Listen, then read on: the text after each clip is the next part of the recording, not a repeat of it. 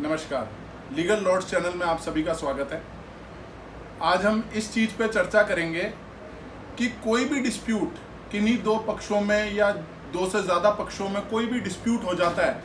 तो क्या उस डिस्प्यूट का निस्तारण,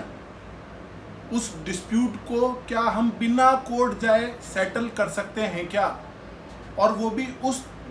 डिसीजन से जो हम पे बाइंडिंग भी रहे, फाइनल रहे। इसी तरह का एक प्रोसेस 1996 में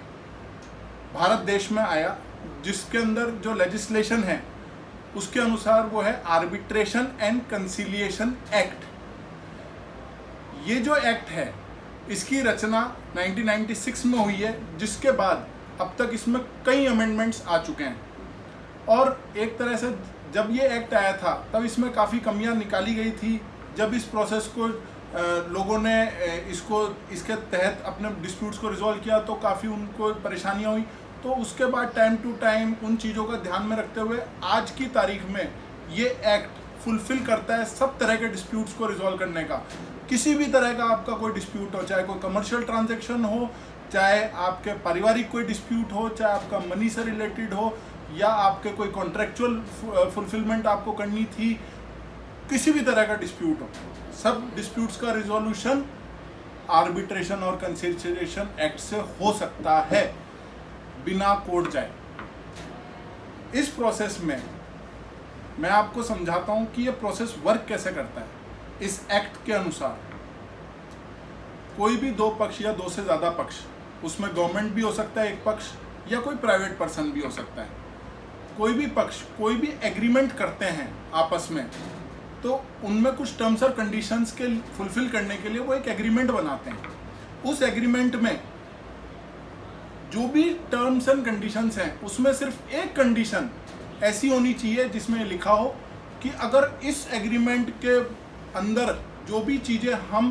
प्रॉमिस कर रहे हैं एक दूसरे को, अगर कोई भी उससे बैकआउट करता है या उसका कोई फुलफिलमेंट नहीं करता है और कोई भी डिस्प्यूट इस एग्रीमेंट से रिलेटेड होता है दो या दो से ज़्यादा पक्षों के बीच में, तो उस डिस्प्यूट का निस्तारण हम कोर्ट जाके नहीं करेंगे, हम आर्बिट्रेटर अपॉइंट करेंगे कंसेंट से, या एज पर दी जहाँ पर हमारे दो पक्षों की कंसेंट नहीं बैठती है किसी एक पर्सन पे कि ये पर्सन हमारा डिस्प्यूट को रिजॉल्व करे, तो कोई भी एक पक्ष कोर्ट के सामने सेक्शन 9 में अर्जी लगा के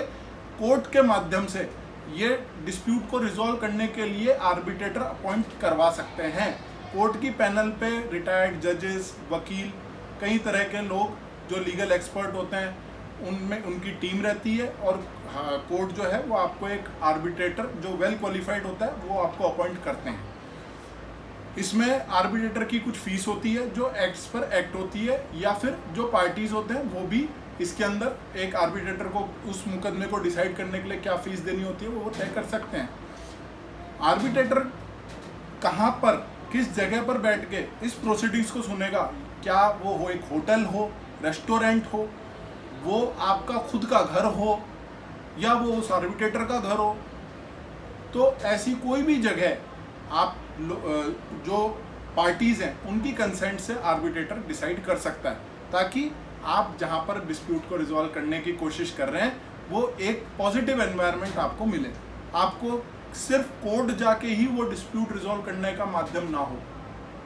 आप एक अच्छी जगह भी, कहीं आप होटल में, आप घर पे बैठ के कहीं भी आप उस आर्बिट्रेशन की प्रोसीडिंग्स को कंप्लीट कर सकते हैं। इस प्रोसीडिंग्स के फ़ायदे ये हैं कि आपको पहली बात तो आपको कोर्ट नहीं जाना पड़ता, दूसरा